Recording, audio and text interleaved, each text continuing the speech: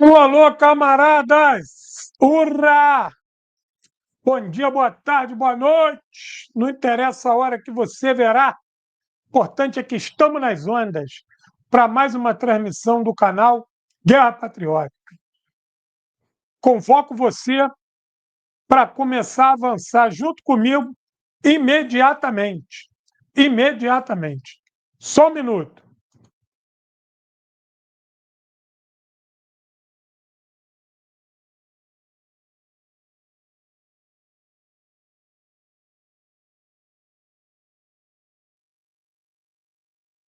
Bom, vamos embora, vamos avançar aí. Já peço a você para disparar aí o dedo no gostei, né? Essa transmissão é uma operação conjunta aqui com o meu querido camarada João Carvalho. Então, o que, que eu peço a essa tropa boa que está chegando aí? Para disparar o dedo no gostei e quem puder, por favor, assina aqui o canal para a gente transformar esse espaço aqui, que já é gigante, maior ainda. Certo? Então, rebenta aí, vambora. Rebenta aí que a hora é essa. Vambora. Dispara o dedo aí, por favor. Quem puder, dá uma força com superchat, sticker.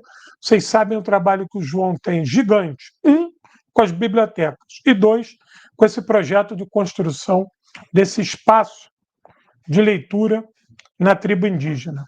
Então, isso, porra, tem que ser suportado por todos e todas que puderem dar uma força naquele esquema onde pinga não seca. Por menor que seja a ajuda que você pode dar, ela é de suma importância no todo para o João poder continuar com esse trabalho, certo?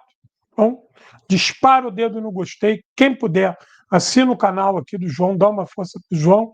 E aquele que puder ir um pouquinho mais além, dá um superchat, um sticker, para engrossar aí essa guerra que o João trava gigantesca pela nossa cultura, certo? Então, olha aí, vamos embora. Eu já vou deixar aqui meu abraço. Raul S. Oliveira, obrigado pela força. Em nome do meu querido João Carvalho, agradeço. Ao camarada Manuel Pinho, beijo no coração. Manuel Ninho, camarada de longa data, agradeço aí também já a força. Vamos avançar. Beijo no coração enorme de vocês. Vamos embora, vamos metralhando aí o gostei para a gente começar aí a avançar.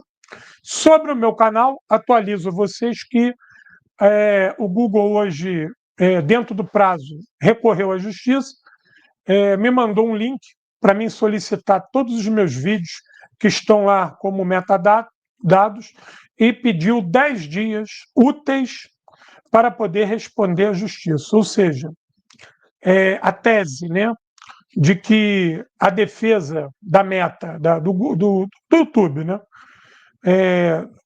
ainda não tem elementos para informar por que o meu canal foi derrubado. E a tese do meu advogado de que a derrubada do meu canal foi um ato de inteligência artificial a partir de denúncias, vai se solidificando. É óbvio que eles pediram 10 dias úteis a contar do recebimento disso pela juíza. Então a juíza vai demorar aí, sei lá, uma semana, talvez 10 dias para apreciar isso e vai deferir os 10 dias dele. Então, eles, além do prazo que a juíza demorar para receber isso, mais 10 dias para eles ganharem tempo. É uma atitude protelatória, obviamente, e a defesa vai usar todas as suas armas. O erro aí é da juíza. A juíza já começou vacilando, que não consegue, uma juíza, né, da cidade do Rio de Janeiro, da comarca de Campo Grande, que é um bairro aqui na Zona Oeste, um bairro proletário. Uma juíza dessa não consegue entender que tem a briga minha de um professor contra uma multinacional, uma das maiores do planeta, uma das maiores representantes do imperialismo, em que eu estou pedindo para que essa empresa coloque o meu canal de volta.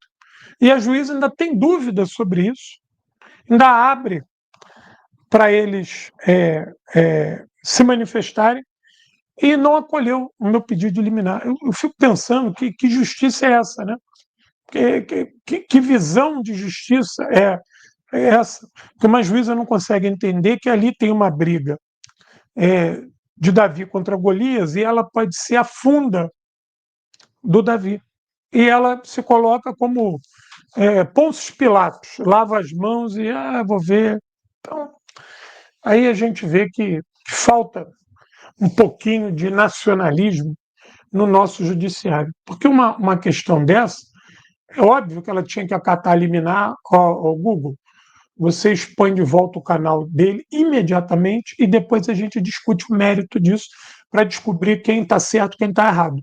Mas o canal dele tem que voltar imediatamente. Vocês não podem tirar um canal com base em quê? Se vocês não conseguem nem informar para a gente por que o canal foi tirado. Se vocês não sabem por que o canal foi tirado, está pedindo 10 dias, então vocês imediatamente restituem o canal. E depois de 10 dias, vocês tragam aqui a prova de algum crime que ele cometeu e a gente, então, discute a derrubada do canal. Mas não. Então, nessa lenga-lenga, a gente corre o risco de chegar no recesso da Justiça, que começa 20 de dezembro, e aí o caso só ser avaliado de fato no final de janeiro, início de fevereiro. E aí ainda corre o risco de uma decisão dela ser contestada e é um recurso, e aí o recurso é mais 2, 3 meses para uma Câmara Superior, e aí, numa brincadeira dessa, uma coisa que poderia ser resolvida em uma semana, vira uma avalanche de 6 meses. E isso prejudica todo um trabalho, né? Prejudica o nosso trabalho e favorece o inimigo. Mas quem está na chuva para se molhar, nós sabemos disso, esse risco. Eu sabia desde o início, e se eu não quisesse correr esse risco, eu fazia um canal para falar de Hello Kitty, falar do Mickey Mouse, falar do Flintstone, dos Smurfs. Então, como eu tenho lado, eu vou sempre defender a Palestina onde eu estiver, eu sempre vou defender o Sul Global, eu sempre vou brandir a bandeira do comunismo, e comigo vão estar alguns símbolos ad eterno. Na bola dividida, eu estou do lado da Coreia Popular, eu estou do lado da Federação Russa, eu estou do lado da China, eu estou do lado de Cuba, eu estou do lado da Belarus, eu estou do lado da resistência árabe palestina, eu estou do lado da turma do Sahel, eu estou do lado da Farc, eu estou do lado da LN, eu estou do lado da FPLP, estou do lado do Hamas, estou do lado do Hezbollah, estou do lado do Irã. Esse é o meu caminho. Não tem jeito. Não tem jeito. Não tem cu careca nem xereca cabeluda. Esse é o caminho que eu escolhi. Entendeu? Esse caminho está sedimentado na minha vida. E não vai ser o YouTube que vai me impedir de falar aquilo que eu quero. Até porque o que eu estou falando está dentro do contexto das leis brasileiras. Eu não estou transgredindo nenhuma lei do meu país. Nenhuma lei do meu país. Então, eu estou em acordo com o Código Penal, com a Constituição Federal, eu estou em consonância com as leis do meu país. Eu não estou em desacordo com isso. E o meu campo ideológico é claríssimo. Todo mundo que me conhece no primeiro momento já consegue saber para que lado que eu sambo. Né? O Marighella falava isso: quem samba fica, quem não samba vai embora. Eu sambo e sambo para um lado, e esse meu lado está aí, cuspido e escarrado, entendeu? De Stalin a Mao, de Mao a Fidel, de Che Guevara a Kim Jong-un, esse aí, de Leonel Brizola a Luiz Carlos Prestes, esse meu pagode. Entendeu? Então é assim, o canal vai voltar, eu tenho certeza. Eu vou continuar falando tudo aquilo que eu falar. O canal corre o risco de cair de novo, eu vou entrar na justiça de novo, e vou brigar, e vamos embora. E é assim que vai, entendeu? Se eu recuar, não fui eu que venci, foram eles que venceram. Então eu não estou afim de entregar essa parada. Então a gente vai continuar nessa luta aí. Então só estou atualizando vocês que eles pediram mais 10 dias a contar do prazo que a juíza concordar com isso. A vara lá é ruim, a juíza é mole, vacilona e beneficia o inimigo. Né? Acho que nessa hora não tem como tergiversar, não vai ter dúvida. Qualquer um que esteja brigando contra o YouTube merece ser acolhido pela justiça, né? Eu não estou pedindo dinheiro, não pedi indenização, não pedi só que o meu canal voltasse. O meu canal vende droga, o meu canal faz jogo de aposta, faço sorteio de clandestino, de carro, só nego imposto, promovo pedofilia, prostituição infantil, exploração de menor. Não uso nada disso. Não vendo droga, não vendo animais silvestres, não vendo pedras preciosas. Tem nada disso, não trabalho com criptomoeda, não trato de evasão de divisas, não vendo nenhum tipo de ilícito. Então, o canal tinha que voltar. O que ela tinha que fazer? Defiro a liminar, o canal tem que estar no ar em 48 horas e depois a gente discute o mérito da ação. Então, uma vara daquela molenga, ela abrir, ou seja, hoje é dia 26, hoje está fazendo um mês que o canal foi derrubado. Uma liminar que tem o caráter de ser um remédio rápido, uma coisa para tu resolver em 2, 3 dias, já está em um mês e vai virar 2 e corre o risco de virar 3. Uma liminar, porque essa mulher é uma vacilona do caralho. Fazer o quê? Né? Mas isso é assim mesmo. Vamos embora, vamos avançar aí, a turma que já está na área aí, já vai disparando o dedo no gostei. Nós estamos aqui reunidos para falar do conflito na Ucrânia. Né? Tá toda essa onda aí de discussão de plano de paz. O Trump deixou os europeus cercando e trata diretamente com o Putin. Isso é um bom sinal. Eu vou explicar de onde a origem disso. Laila, querida, vamos embora. Seja bem-vinda. E vou também dar uma explanada sobre a origem do conflito. Né? Hatak, seja bem-vindo. Vamos embora.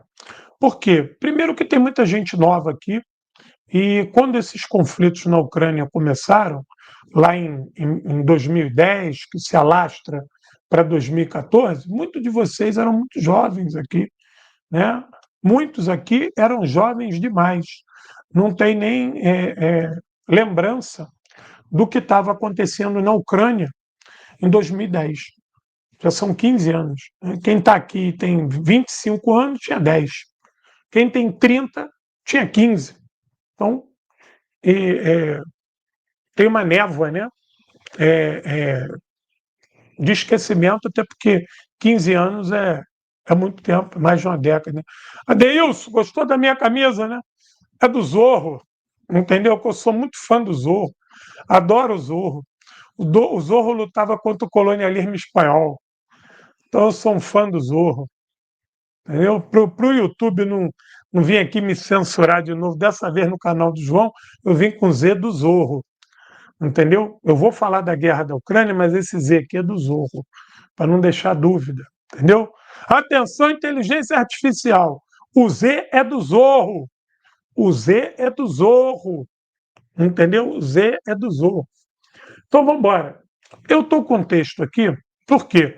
Eu vou apresentar esse texto aqui num congresso que eu vou agora, e eu decidi fazer essa transmissão aqui. Deixa eu só achar que está aqui. Eu falei, pô, eu vou falar, já que eu fiz uma pesquisa grande para falar da origem do conflito, pois é, o Z também pode ser de Mao Zedong, mas Mao Zedong, o YouTube já fica assustado, né? Então eu devo deixar aqui que é do Zorro. Adeilson e demais companheiros, todo mundo que estava assinando o meu canal, como já tem mais de um mês, o YouTube vai cancelando as assinaturas e vai me fudendo por completo. Entendeu? Quando o canal voltar, ele volta sem assinatura nenhuma. Eu volto completamente arrebentado. Entendeu? Eu volto sem pai nem mãe. Então, por enquanto, a turma não tem como assinar o meu canal. Né? E quem puder, assina que o canal do João Carvalho dá uma força para ele. Assim que eu voltar, eu vou avisar todo mundo.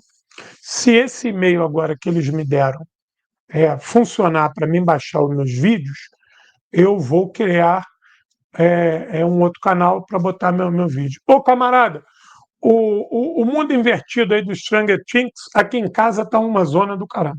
Só para te mostrar isso, meu filho é fã da série. Olha quem está aqui comigo, ó. Eu estou fazendo a live com ele. Aqui, ó, com o Demogorgon. Então, o mundo invertido é aqui nesse momento. É aqui no Assim Disse João. A live de hoje vai ter a companhia aqui do Demogorgon, entendeu? Em homenagem aí ao retorno da série aí, meu filho está aqui em Alvoroço, então estou aqui de Demogorgon aqui para a gente ver o retorno da série, certo?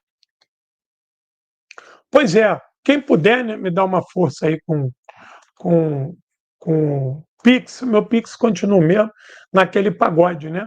Onde pinga não seca. Quem puder dar uma força, é, eu agradeço, o Pix continua mesmo, e obviamente eu continuo aqui vendendo os meus livros aqui, R$ 80 com frete grátis para todo o Brasil. Daqui a pouco eu vou falar de cada um deles, né? Daqui a pouco eu falo aí de cada um deles. Pois é, a série é uma série anticomunista do caralho. Primeiro que eles conseguem botar a União Soviética como vilã, mas como a série tem um ambiente de Guerra Fria nos Estados Unidos, né, o vilão tinha que ser a União Soviética, porque naquele momento, ali, se eu não me engano, é 84, que a série é baseada, né, 83, 84, o auge, né, dessa política anticomunista, Reagan, né, colocando a União Soviética como malvada. O mundo vai acabar, não porque a União Soviética tinha arma nuclear, porque ela agora abriu um portal que veio demônios e não sei o quê. O laboratório, o cientista estadunidense, que é o encarregado de fazer as experiências e dar a merda toda, ele não é o vilão. O vilão é a União Soviética, que veio para abrir o portal para lidar com essas coisas, né? Então isso mostra bem a sem vergonhice de Hollywood, né? Bem sem vergonha. Fala, meu querido Jundaí Abel. Salve, professor, pingando para não secar. Estamos nas ondas. Não consigo acompanhar a live hoje, mas fica meu abraço a você, ao tio João e aos camaradas e camaradas. Deem uma força ao Pitilo no Pix. Obrigado, irmão. Estamos avançando. Pode ter certeza que a queda do canal não me intimida. Estou aí na área e assim que eu tiver acesso aos meus vídeos, eu vou criar um canal secundário para ir postando meus vídeos antigos, já fazendo live novos. E eu tenho certeza que o canal vai voltar e a gente resgata aquele pique todo e vamos embora. Entendeu? O que eu peço à companheirada é não ficar desmobilizado, não se desconecta. Eu estou na área, eu estou fazendo live aqui, estou fazendo lá no Farol Brasil, estou fazendo lá com o professor Ede Pereira, estou fazendo lá com a Voz Trabalhadora, estou fazendo lá na TV Multipolar, entendeu? Agora, deixa eu falar uma coisa para vocês. Eu não ganho nada com isso. Em todos esses lugares eu estou fazendo live pelo carinho e pelo espaço que esses companheiros estão me dando e para mim me manter aqui atualizado com vocês, para não deixar o Guerra Patriótica morrer. Eu não tenho nenhuma relação financeira com nenhum desses companheiros, entendeu? Eles me cederam gentilmente o espaço aqui para me poder vender meu livro, para me poder vender minhas placas, para mim poder me conectar com vocês, mas não tem nenhuma relação financeira minha com nenhum desses companheiros e eu nem quero, porque eu vejo eles como companheiros, pessoas que estão me ajudando no momento de dificuldade. Então eu não ganho dinheiro nenhum. Essa live aqui, tudo é do João, no Farol Brasil, tudo é do Jones, na Voz Trabalhadora, tudo é do Portinho, do professor Ede Pereira, tudo do professor Ede Pereira, na TV Multipolar, tudo dos companheiros portugueses. Eu só tenho que agradecer a eles e quero, né, que vocês também ajudem o canal deles a crescer, se estabilizar. Quem já é grande ficar maior, quem é pequeno ficar grande e quem está mais ou menos avançar. Entendeu? Então, é o meu carinho, meu agradecimento para a gente não perder o nosso contato aqui e a gente continuar avançando. Certo? Então, vamos cair para dentro aqui do problema. Daqui a pouco eu faço propaganda aqui do livro. Para quem ainda não comprou, me dá uma força e o Pix para ajudar o canal que está banido, mas eu estou lá no Instagram. tu não pode deixar de me dar força lá no Instagram, @Guerra Patriótica, né? @Geoestratégia Estudos e @Paiol Literário. Tu tem que me dar essa força aí, por favor. Não deixa de dar essa força. Arroba, arroba Guerra Patriótica no Instagram. Geoestratégia Estudos no Instagram. E Paiol Literário 1, Paiol Literário 1, lá no Instagram também. Aí, ó. Guerra Patriótica. Não deixa de me dar essa força lá no. Olha aqui, quem não foi no Instagram hoje perdeu, hein? Eu vou contar da postagem de hoje, rapidamente, para a gente avançar. Eu estava em Pyongyang agora, mês passado, e fomos numa loja, num shopping. Um shopping, como tem aqui no Brasil, né? Fomos nós no shopping. Quando eu chego nesse shopping, que vendia de tudo, bebida, cigarro, perfume, roupa, brinquedos, vendia tudo, tudo para imaginar, um shopping normal, como tem aqui no Brasil, que vendia de tudo. No setor que vendia roupa, eu fui comprar uma camisa da seleção de futebol da Coreia. Comprei a camisa oficial deles, a camisa 10, né? Trouxe para o meu filho, porque não vai ter jogador de futebol coreano do meu peso, né? Então não tinha camisa para o meu tamanho, mas trouxe para o meu filho. A camisa oficial, camisa 10 da seleção coreana de futebol. Estou comprando a camisa para o meu filho, virei e tinha uma parte que vendia vários tipos de roupa masculina. Das roupas tradicionais deles, vendia roupa feminina também, mas eu estava no setor masculino. Né? Vendia aquelas roupas tradicionais deles, né? E vendia roupas modernas também, o que a gente chama aqui de sportwear, né? Isso lá tem também muita coisa, inclusive de marcas famosas. Estava lá. Aí, nesse setor de roupa tradicional, que é um setor muito demandado, quando eu olho para o setor, o que eu vejo? Presta atenção. Veja se vocês sabem quem é esse aqui. Ó, tinha um quadro com os modelos de roupa que estavam lá vendendo. Quando eu olho na parede, peraí, eu vou botar para vocês o que eu vi na parede. Vocês não vão acreditar, do shopping em Pyongyang, shopping em Pyongyang.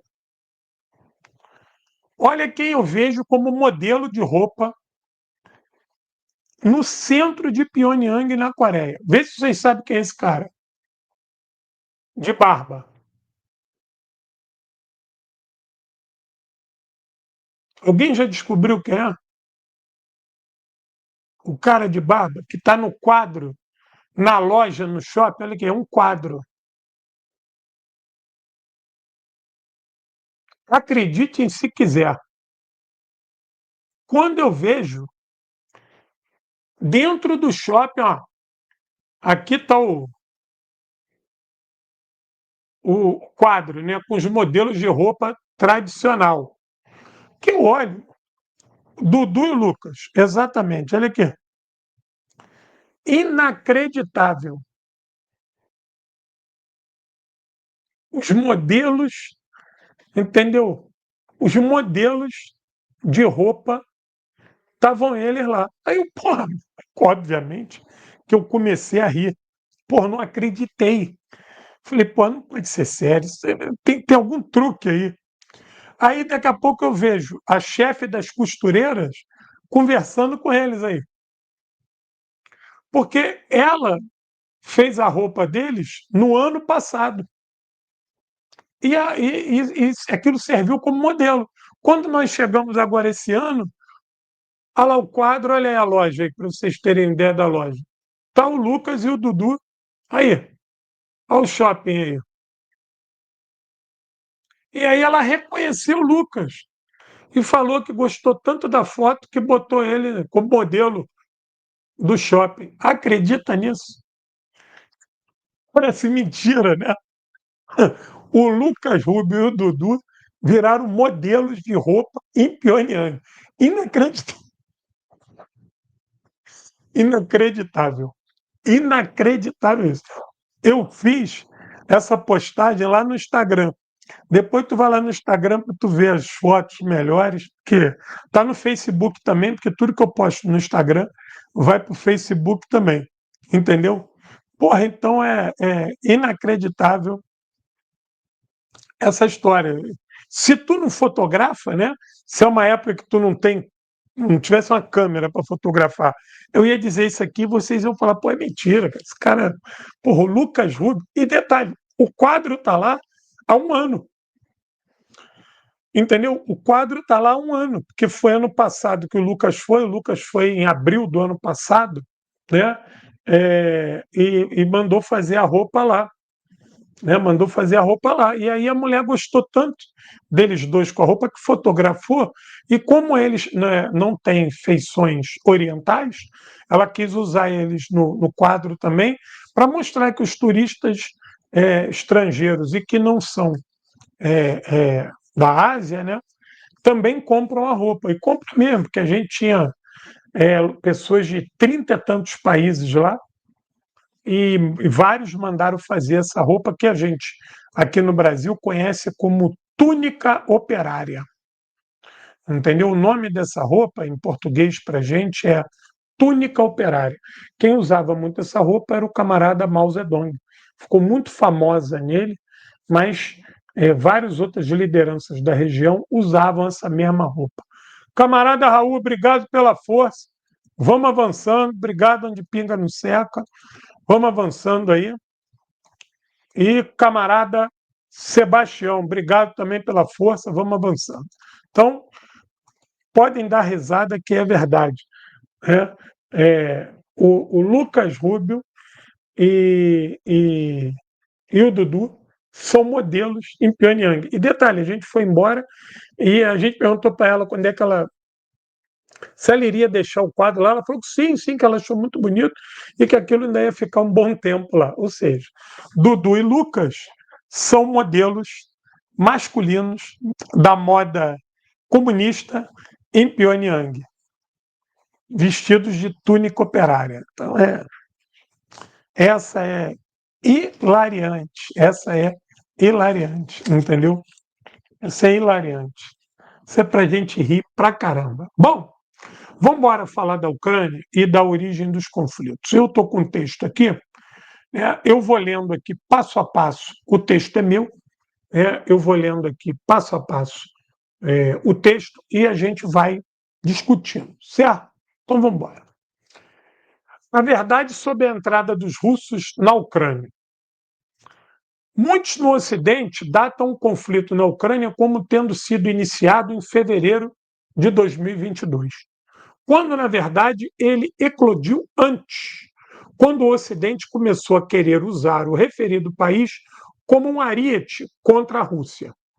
O objetivo dos ocidentais, manifestado a partir de operações da OTAN, era enfraquecer a Rússia e dominar o espaço pós-soviético. Mas ocorreu exatamente o oposto. Os cálculos dos belicosos ocidentais não levaram em consideração a capacidade russa de se articular em nível internacional para evitar o isolamento e a força da sua economia voltado para os interesses nacionais. A seguinte versão dos acontecimentos permanece sendo reproduzida de maneira massiva. Abre aspas. Em 24 de fevereiro de 2022, a Federação Russa cometeu um ato de agressão não provocado contra a Ucrânia com o objetivo de anexá-la, de acordo com seu plano de restaurar o antigo Império Soviético, do qual a Federação Russa é sucessora legal. No entanto, os fatos são bem diferentes dessa simplória narrativa. Essa narrativa de que Rússia quer restaurar a União Soviética, Rússia quer dominar o espaço pós-soviético, Rússia quer conquistar os países vizinhos, Rússia quer impor sua vontade, Rússia malvada, Rússia maligna, Essa, essa, essa versão ela é amplamente difundida, principalmente de uma Rússia malvada e uma Ucrânia tadinha, uma Ucrânia bem comportada, muito legal, um país assim de pessoas tão fofinhas e que foi atacada por nada com um malvado Putin. Essa versão ela tem um trânsito muito grande na nossa sociedade. É uma versão criada pelo Ocidente e que é reverberada aqui na América Latina a partir dos veículos de comunicação lacaios do Ocidente e por parte dessa elite política e intelectual pobre, ignorante, vendilhona, entreguista e amiga do imperialismo que existe em toda a nossa região. Essa versão que tenta demonizar a Rússia e, ao mesmo tempo, transformar a Ucrânia numa pobre vítima, ela é uma versão capciosa, distante da verdade, completamente distorcida do que a gente encontra com base na história. Né? Convido você a avançar agora comigo para entender mais sobre o que se contradiz a versão ocidental. O mito de uma Rússia maligna e uma Ucrânia inocente, criado pela mídia do Ocidente coletivo, é um fator significativo que permite às elites europeias manterem um alto nível de russofobia entre os seus cidadãos. Com base na falsa premissa de que uma Rússia sedenta de sangue está prestes a atacar e conquistar a Europa, é que. Deixa eu botar o acento aqui, é bom que eu vou corrigindo aqui o texto. É que a Ucrânia se tornou o primeiro degrau dessa política de expansão da OTAN em direção ao leste europeu. Deixa eu corrigir isso aqui. Espera aí. Prestes a atacar e conquistar a Europa.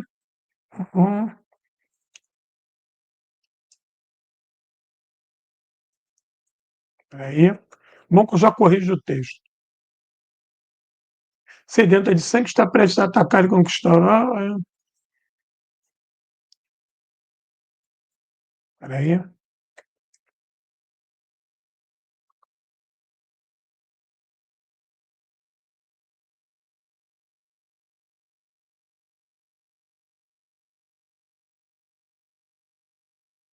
Pois é. Vamos embora. Se considerarmos a guerra como uma continuação da política, e aí é Clausewitz, né, e a Realpolitik, se considerarmos a guerra como uma continuação da política, não seria exagero dizer que o conflito em curso na Ucrânia começou em 1947 e 1948, quando os Estados Unidos, prestem atenção nisso, incorporaram oficialmente a chamada Organização Glehen, formada a partir de uma célula de inteligência nazista que operava na frente oriental, ao seu aparato de segurança nacional. Em 1956, o general Reinhard Gehlen tornou-se o primeiro chefe do Serviço Federal de Inteligência da Alemanha Ocidental, ou República Federal Alemã. Nesse sentido, a própria OTAN foi constituída utilizando uma série de oficiais nazistas que serviram durante anos na referida organização, conduzindo a sua política. Então, quem quiser dar uma olhada na quantidade de oficiais nazistas que foram incorporados à OTAN, vai lá no meu canal, no Instagram, @Guerra Patriótica, e procura lá uma antiga postagem que eu faço mostrando toda essa turma com uniforme ainda nazista, né, servindo a OTAN. Uma série de oficiais. E o que se justificou reabilitar oficiais nazistas para a Alemanha e para a OTAN? Descaradamente, eles diziam que a OTAN era um instrumento contra a expansão do comunismo. E ninguém tinha expertise melhor para combater os comunistas do que os nazistas. E isso justificava a presença deles na OTAN. Acredite se quiser, entendeu? Acredite se quiser. É por aí como é que a coisa funciona. Aproveita utilizando série de cenas que viram durante anos na referida da organização conduzindo sua política. Bom, isso foi crucial no contexto da nascente Guerra Fria, pois os ocidentais queriam usar a Ucrânia como ferramenta de ataque à União Soviética.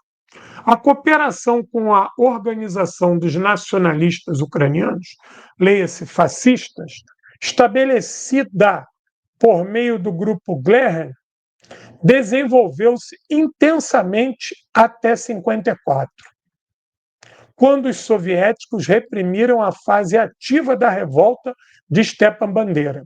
Quem não conhece, Stepan Bandera é um fascista ucraniano que serviu a Hitler combatendo o Exército Vermelho. No que era, então, a Ucrânia soviética. A CIA, Central de Inteligência Americana, manteve, então, laços políticos com os bandeiristas sobreviventes, principalmente por meio da diáspora ucraniana no Ocidente, onde obtiveram influência política significativa, sendo um fator importante na luta dos ocidentais contra a União Soviética durante a Guerra Fria. Ou seja, muitos desses fascistas ucranianos que lutaram ao lado de Hitler durante a Segunda Guerra Mundial e contra o Exército Vermelho de 47 a 54, depois eles fogem da Ucrânia, porque a União Soviética elimina esses núcleos reacionários que operavam na Ucrânia e na Polônia, e eles fogem. E eles fogem para os Estados Unidos, fogem para a Inglaterra, fogem para o Canadá. E todos eles continuam como ativos da CIA, participando de uma série de ações de desestabilização, não só da União Soviética, como de países do leste europeu. Eles usavam a rede de contatos que eles fizeram na Polônia, na Alemanha, na própria Ucrânia, na antiga Bielorrússia. Eles mantiveram essa rede ativa ainda próximo do início dos anos 60, sonhando em criar um movimento guerrilheiro naquela região para sublevá-la contra o poder soviético. Mas os próprios comunistas ucranianos os derrotaram a partir de 58.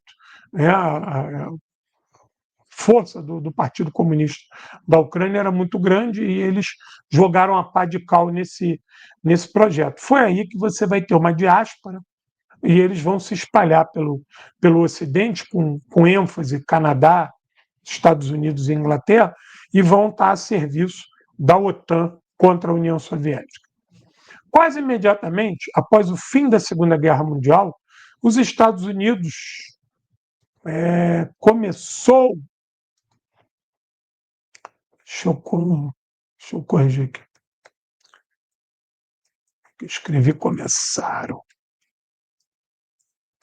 Começou a ver a Ucrânia como um território a ser usado para desestabilizar primeiro a União Soviética e depois de 1991 a Federação Russa. Ou seja, usar a Ucrânia para desestabilizar a União Soviética prova que esse plano já era antigo. E depois, com o fim da União Soviética, a ideia de afastar a Ucrânia da Federação Russa e tornar ela uma plataforma de ataque à Federação Russa era uma continuação daquele velho plano de 47.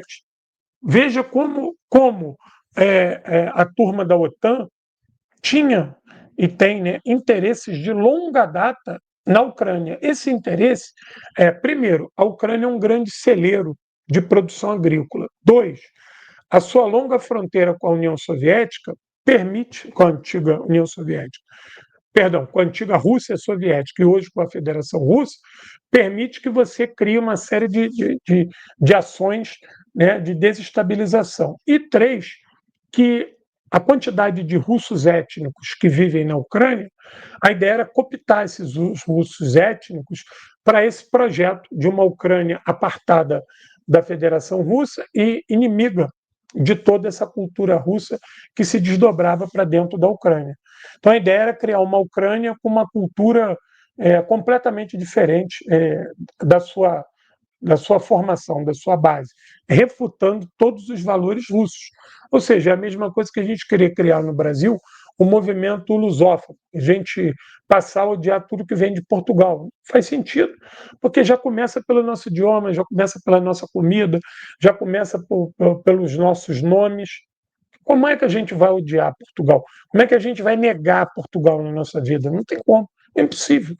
Entendeu? Eu teria que mudar toda a culinária, mudar os nomes, mudar uma série de hábitos. Isso é impossível de você fazer isso. Né? Pelo contrário, tem hábitos que vão se aprofundando, tem traços culturais que se reafirmam e se renovam, mantendo a sua base. Né? Assim, o conflito atual começou quando os Estados Unidos decidiram usar a Ucrânia como uma ferramenta de luta contra a União Soviética, ou seja, no início da Guerra Fria.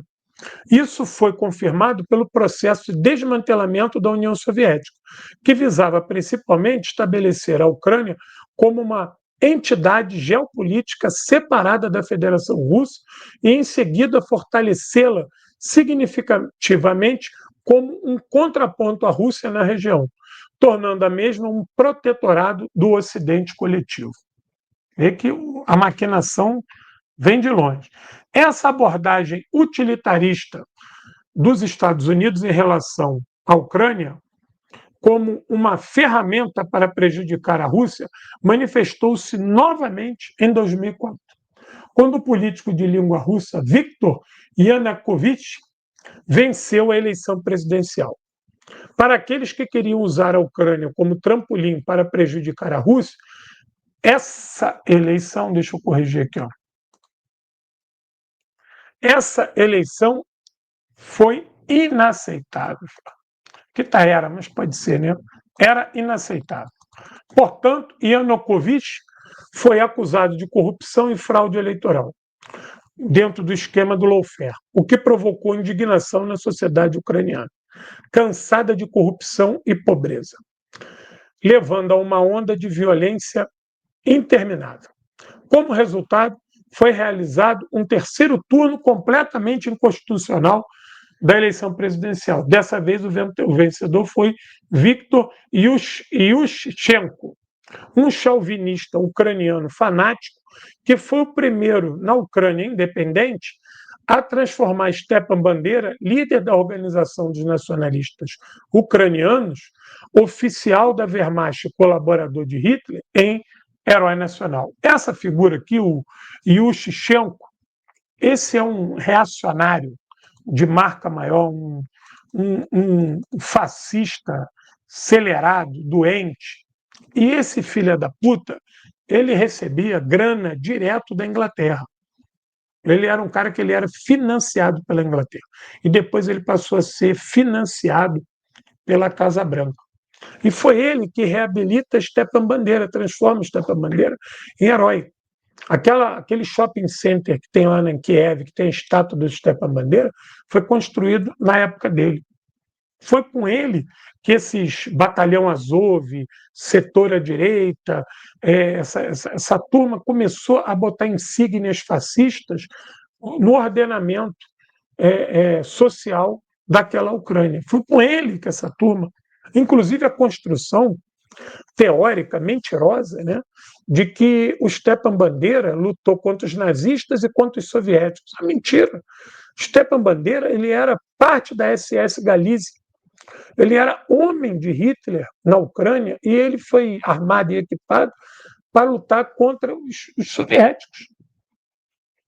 Stepan Bandeira era fascista, ele participou, ordenou e foi cúmplice de uma série de pogroms dentro da Ucrânia, dentro da Polônia, dentro da Belarus, nos Estados Bálticos, a mando de Hitler.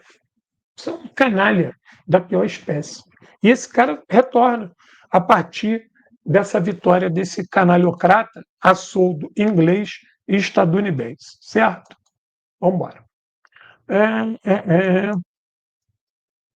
Contudo, apesar de todos os esforços de Yushchenko, que era um bandeirista, que tinha a missão de envenenar o país com ódio à Rússia, não conseguiu com facilidade realizar sua tarefa.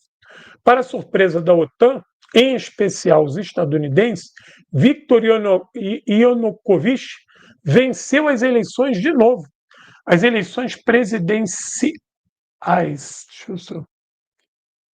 de 2010. O Yanukovych ele volta e ganha a eleição de novo. Tudo foi feito para ele não vencer, mas venceu. Por quê? Porque os bandeiristas que governavam a Ucrânia desde 2004 não resolveram os problemas reais dos ucranianos. Não foi prioridade desse grupo político a prosperidade do povo ucraniano. Esse canalha bandeirista, o Yushchenko, foi ele que criou uma das maiores ondas de privatização da Ucrânia. Foi ele que vendeu os principais ativos ucranianos. Foi ele que rifou a economia ucraniana. E é a partir do governo dele que você vai chamar a Ucrânia de Estado 404, ou seja, um Estado com deficiência crônica, um Estado que estava se formando de maneira falida, que não tinha a mínima condição de, naquela maneira, existir enquanto Estado. Olha o tamanho da merda que esse cara fez. A derrota dos bandeiristas foi um golpe tão duro para seus patrocinadores estadunidenses que, aproveitando o momento, provocaram outra crise. O pretexto foi a recusa do presidente Yanukovych em assinar o acordo de associação com a União Europeia em 2013. Enquanto isso, os agitadores pagos pela OTAN haviam conseguido convencer os ucranianos de que a chave para a sua prosperidade era a União Europeia. Então, a recusa em assinar o acordo foi vista como um golpe no sonho do povo ucraniano de obter tal prosperidade. O resultado da campanha de propaganda foram protestos em massa que começaram em 21 de novembro de 2013 e levaram à deposição do presidente Yanukovych. Ou seja, o Yanukovych tinha nem 3 anos de governo, já estava tomando um golpe. Veja, só para contextualizar essa situação, a crise econômica se agrava em 2004 com o canalha bandeirista. Gente, dispara o dedo no gostei aí, por favor, hein? Dispara o dedo no gostei aí, por favor, hein? Não deixa de dar o gostei. O canalha bandeirista, ele rifa o país todo. Vende tudo, tudo. E o capital estrangeiro chega caindo de pau, arrebentando com tudo. Saqueando a Ucrânia de cabo a rabo. Isso provoca uma crise desgraçada. Essa crise faz com o Yanukovych ganhasse a eleição de novo. Ele ganha a eleição e aí uma nova crise. A crise era que a Ucrânia iria entrar na União Europeia. Isso sempre foi uma mentira, gente. Isso foi algo criado pela direita ucraniana que queria subordinar a Ucrânia à União Europeia para evitar que a Ucrânia voltasse a ter relações normais, econômicas, políticas e sociais e culturais com a Federação Russa. Por quê? Com essa crise que se instalou na Ucrânia, vários teóricos e experts em economia falaram o seguinte: olha, a nossa economia ela tem que andar para e passo com a Belarus, com a Rússia. Por quê? Porque são países que já têm, por conta da época soviética, a nossa economia é complementar a deles e da deles com a nossa. Então, nós podemos vender produtos para eles num preço significativo e comprar produtos deles barato. Não esqueçam que a Ucrânia era um país altamente industrializado. Além de um grande produtor de comida, um país altamente industrializado. E com tecnologias de ponta. Fabricação de trator, de avião. A fábrica Antonov fica lá, não podemos esquecer disso. Então, se entendia que para a economia ucraniana estabilizar, ela tinha que intensificar o comércio dela com a Rússia, com Belarus, com Polônia, né? E que a Ucrânia poderia voltar a crescer, a se desenvolver, fornecendo para esses países do leste europeu. Isso, obviamente, tiraria a Ucrânia da órbita de influência do Ocidente. Então se inventou essa história, não, a Ucrânia vai crescer, ela vai para a União Europeia. A União Europeia nunca quis aceitar a Ucrânia por dois motivos. Primeiro, a grave crise econômica. Levar a crise econômica da Ucrânia para o bloco é foder o bloco. Segundo, se temia a máfia ucraniana, se temia que, dando passaporte europeu para os ucranianos, a máfia ucraniana ela teria acesso às outras máfias que já existiam dentro da comunidade europeia, e isso ia ser aterrador. Por questão de segurança nacional, se discutia que não, já que a Ucrânia não conseguia debelar essas máfias, essas bandas criminosas, que eram parte do Estado ucraniano.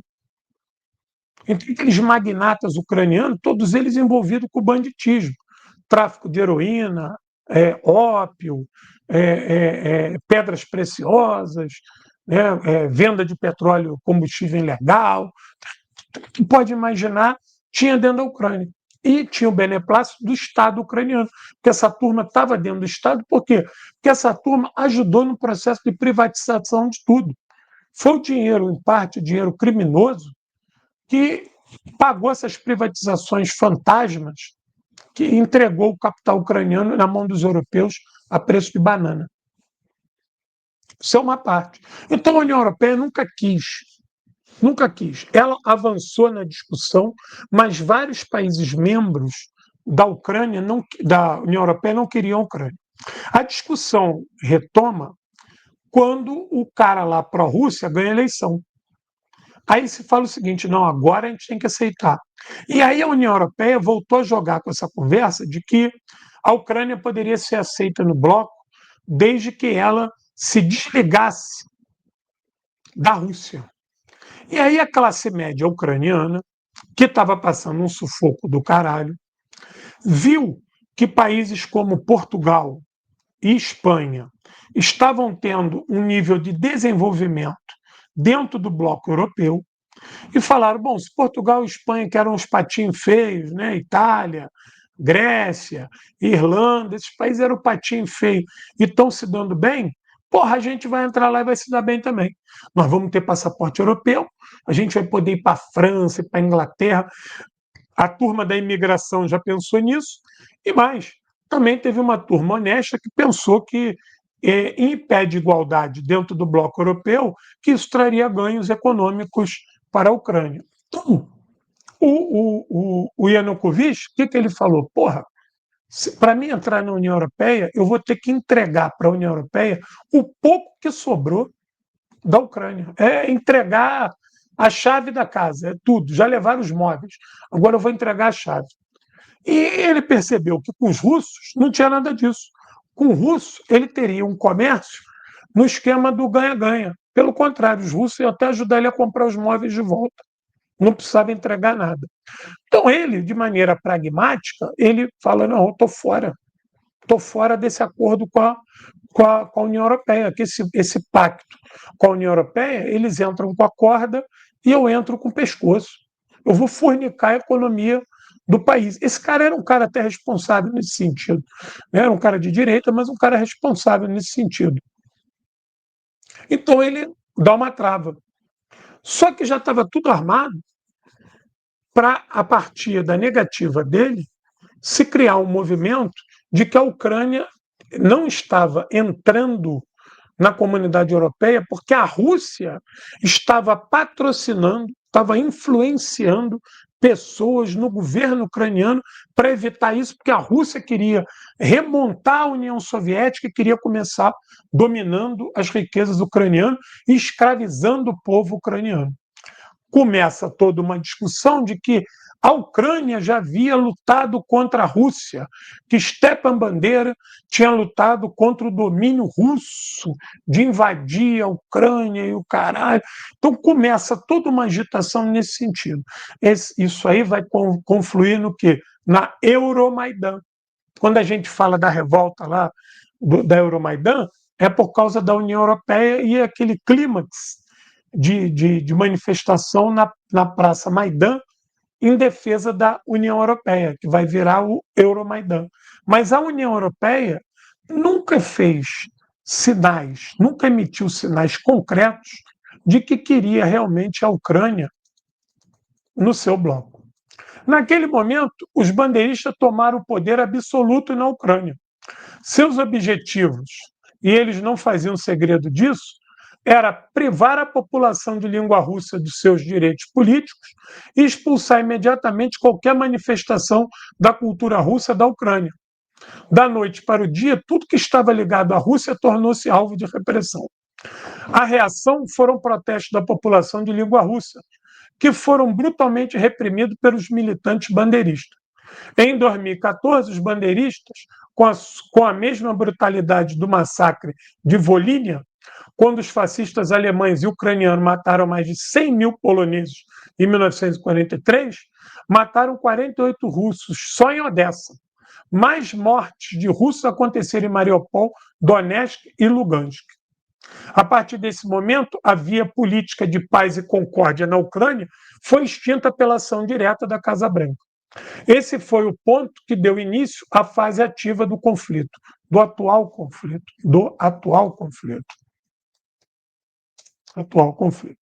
O plano implementado pelos estadunidenses para criar uma Ucrânia apartada da Rússia tinha como base a hostilidade a tudo que fosse russo, ou seja, tornar a Rússia um trampolim para a expansão da OTAN, visando a desintegração interna da Rússia e a sua divisão em partes.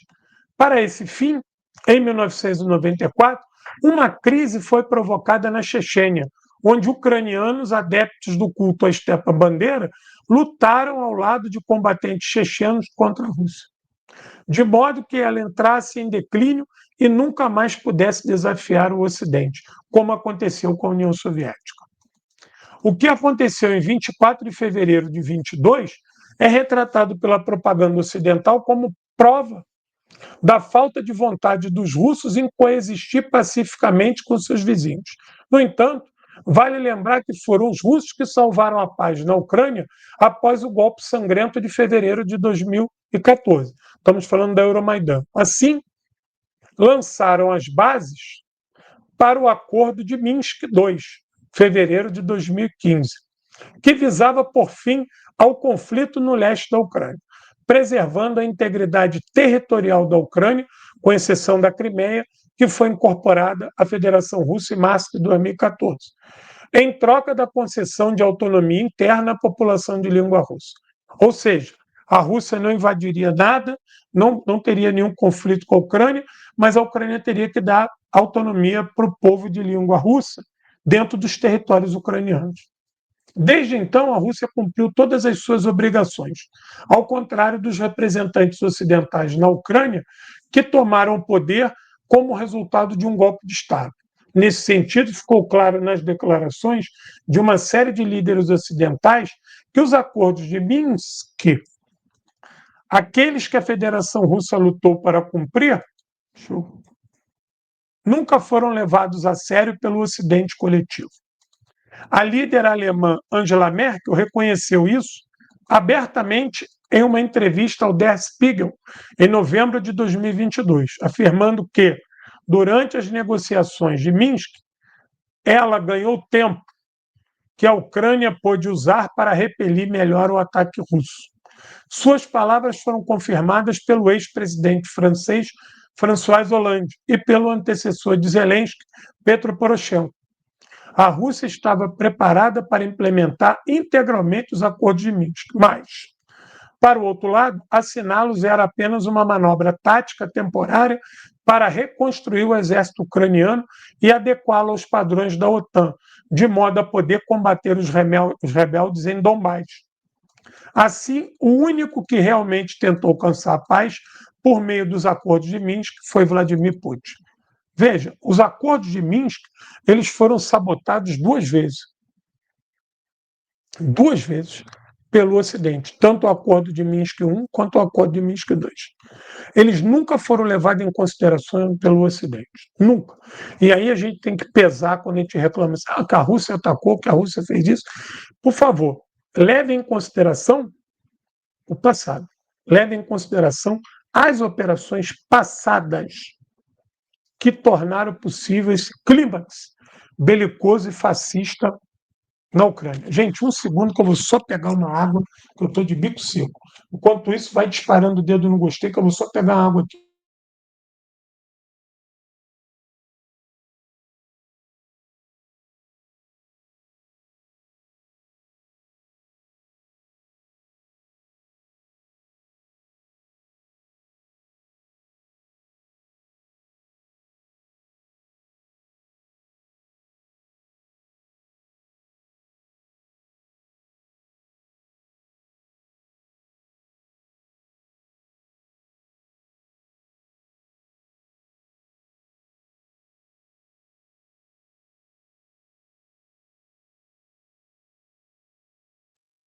Estamos.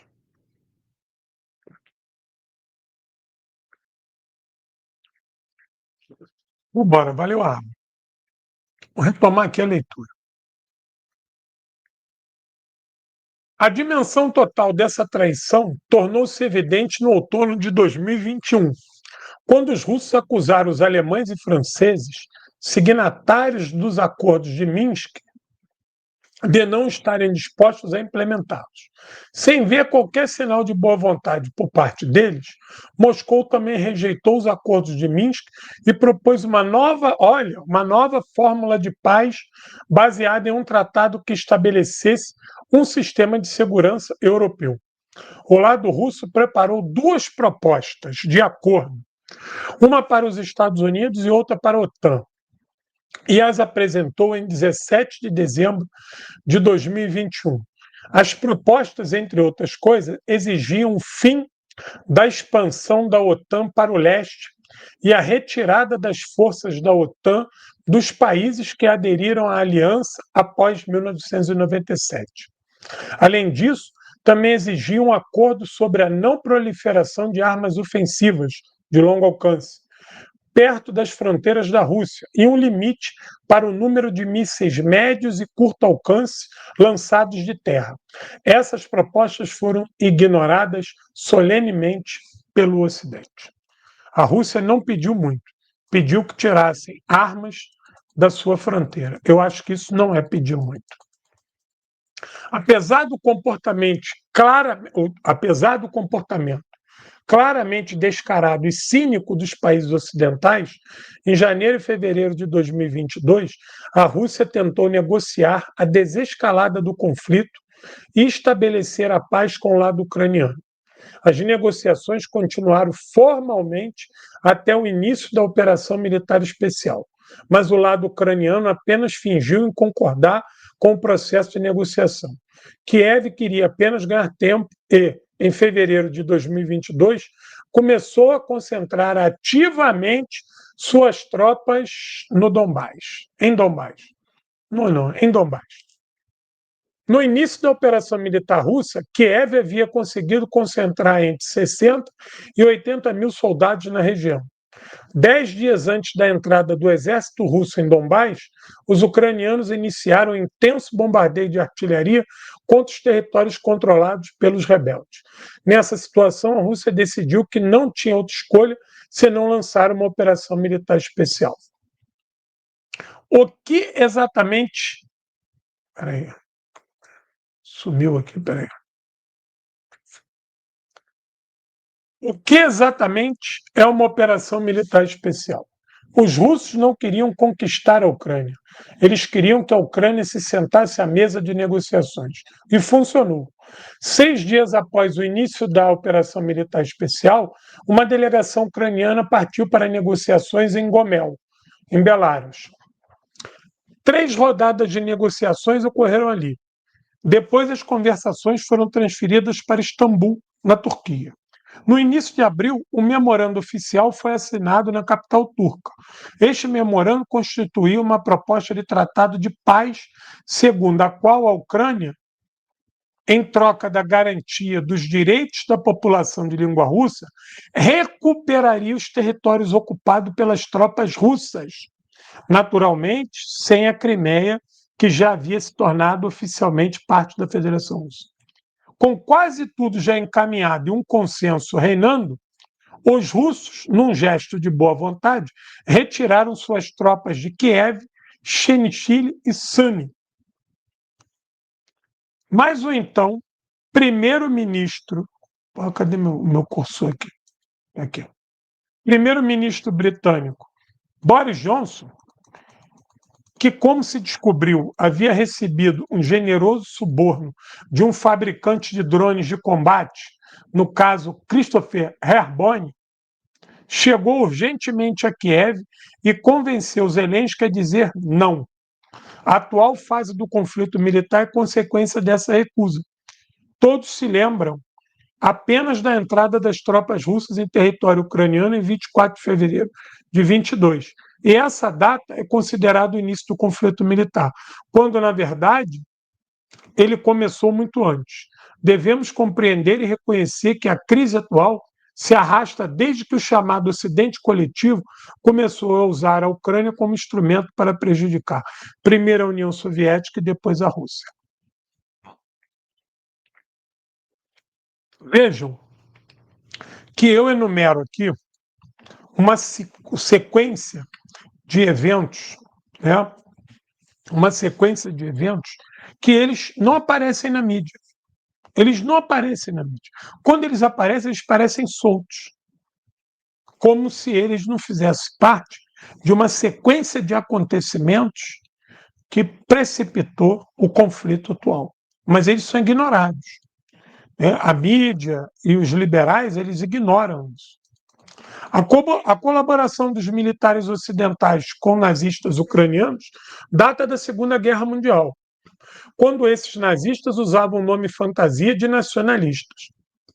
Tal coisa faz parte de um jogo geoestratégico que sempre visou exaurir a economia e as forças armadas soviéticas, hoje russas, bem como minar a posição da política nacional russa atual dentro do seu próprio país, estendendo isso para o cenário internacional, o que supostamente enfraqueceria a proposta de Moscou por uma nova ordem global baseada na multilateralidade. Deixa eu só consertar isso aqui, ó.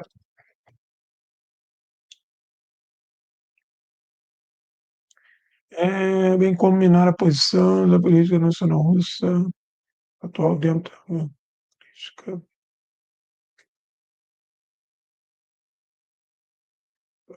Já consertei. Veja, a proposta russa de multilateralidade é uma das coisas que mais incomoda a Europa e os Estados Unidos. E isso é o carro-chefe dos BRICS. Alguém lembrou aí? É lamentável que o Lula esteja querendo assinar esse acordo, Mercosul e União Europeia. Isso é um acordo colonial. Eu não sei de onde que o Lula tirou essa merda da cabeça. Isso é uma coisa absurda.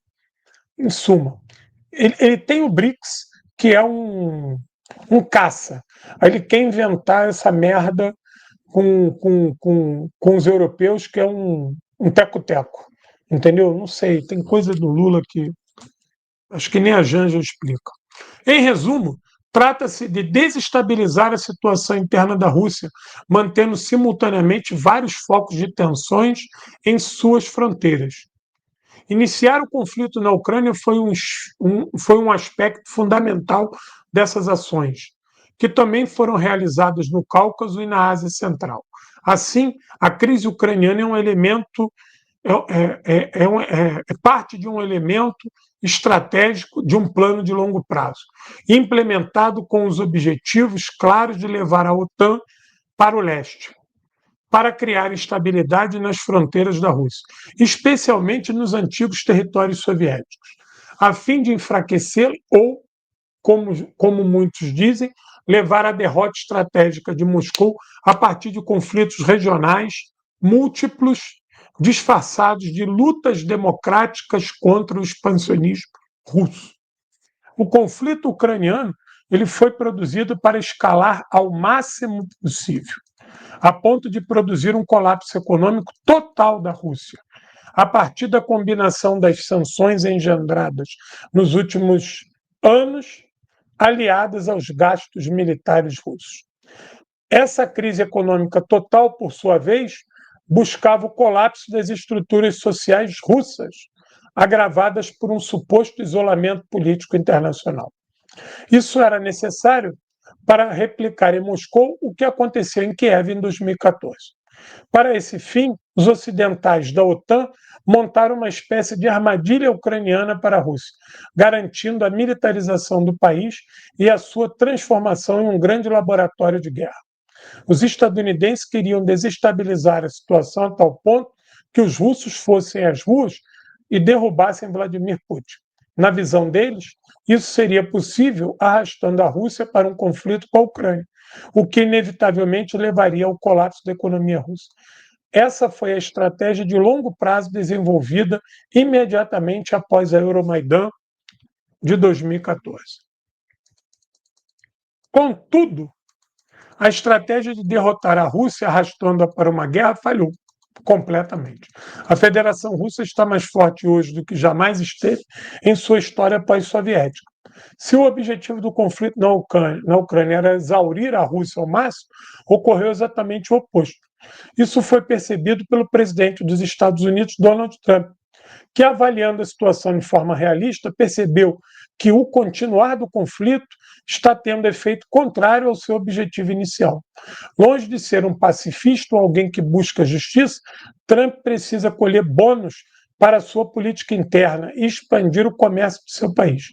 É necessário, na atual conjuntura de baixa popularidade, que Trump consiga uma solução mágica, eu botei entre aspas aqui, né, para a guerra, fortalecendo a sua tese sobre os europeus. Portanto, apesar das lamentações dos rusófobos inveterados do seu governo, Trump tem se reunido com Vladimir Putin em busca de uma solução que seja boa para Washington. Mas, para isso, ele precisa que a Rússia concorde, já que a iniciativa no campo de batalha, com as ofensivas vitoriosas, transformaram o Kremlin no principal centro de decisão sobre o conflito na Ucrânia. Enquanto isso, a Europa, que designou a Rússia como sua inimiga, está cometendo suicídio coletivo, ao passo que se isola de toda e qualquer solução pacífica, justa e realista para o conflito ucraniano. Enquanto a União Europeia determina a Rússia como seu principal desafio, Trump tem avançado na busca de uma solução que reconheça os interesses russos em uma paz duradoura. Deixa eu só cortar aqui. Ainda é precoce afirmar se as ações de Trump vão produzir uma política de paz que contemple a todos os envolvidos. Mas é inegável que a sua postura suplanta completamente o padrão belicoso dos europeus que desaprenderam o sentido da palavra paz. Quando Trump ignora os europeus e decide tratar direto com Putin, fica claro o tamanho da decadência da política externa europeia. Esse meu texto aqui é um texto inicial. Eu vou participar de um congresso agora esse ano e preparei ele só com alguns dados, né, mas eu ainda vou dar uma lapidada nele aí. Preparei ele com alguns dados para a gente perceber que existe uma dinâmica da guerra. A guerra tem início e meio. E se tudo correr bem, vai ter fim, né, o mais rápido possível. Mas que tem outros atores na provocação dessa guerra e que não é a Rússia. Não é a Rússia que instigou a guerra, entendeu? Não é o Putin que desejou se apropriar da Ucrânia, não é uma invasão pura e simples, é uma ação de contenção da expansão da OTAN. Por quê? Porque a Ucrânia virou um protetorado da OTAN, virou um laboratório de armas e de experimentos da OTAN na fronteira russa, sem dizer a postura extremamente reacionária com a maior parte da população que é de língua russa. Então, nós temos uma série de nuances que levou a esse conflito e que precisa ser visto de uma maneira bem abrangente, bem ampla. Senão fica parecendo que é só a Rússia que é culpada sobre esse conflito. Se existe, né, alguma culpa dos russos nesse conflito, ela é minoritária. ela não pode ser vista como majoritária. É um equívoco fazer isso. É jogar, né, no time do imperialismo quando fala isso. Bom, eu vou pedir a tua ajuda aqui, ó. Livro do camarada Stalin, organizado por mim e pelo companheiro Quiroga. Aqui o Stalin conta tudo sobre a guerra, R$ 80 com frete grátis para todo o Brasil. Tu compra aqui comigo, nesse Pix aqui, que também é o WhatsApp. Tu vai comprar aqui R$ 80, aqui tu vai saber tudo que o Stalin falou durante a guerra. Aqui tem entrevistas, aqui tem ordens que o camarada proferiu e discursos durante a guerra. Esse aqui é parte da minha dissertação de mestrado, eu escrevi junto com o professor Luiz Edmundo Tavares. Aqui eu conto o lado B da entrada do Brasil na guerra e o início desse ambiente anticomunista doentio, né, que vai ser forjado pelo Estado Novo. Você vai ver como é que a censura impediu o brasileiro de conhecer a Batalha de Moscou, a Batalha de Stalingrado e a Batalha de Kursk. R$ 80 com frete grátis para todo o Brasil. E o carro-chefe da coisa é o Aço Vermelho, né? O livro que conta toda a história da epopeia soviética para libertar o seu país e todo o leste europeu. Aqui eu conto todas as batalhas, todas.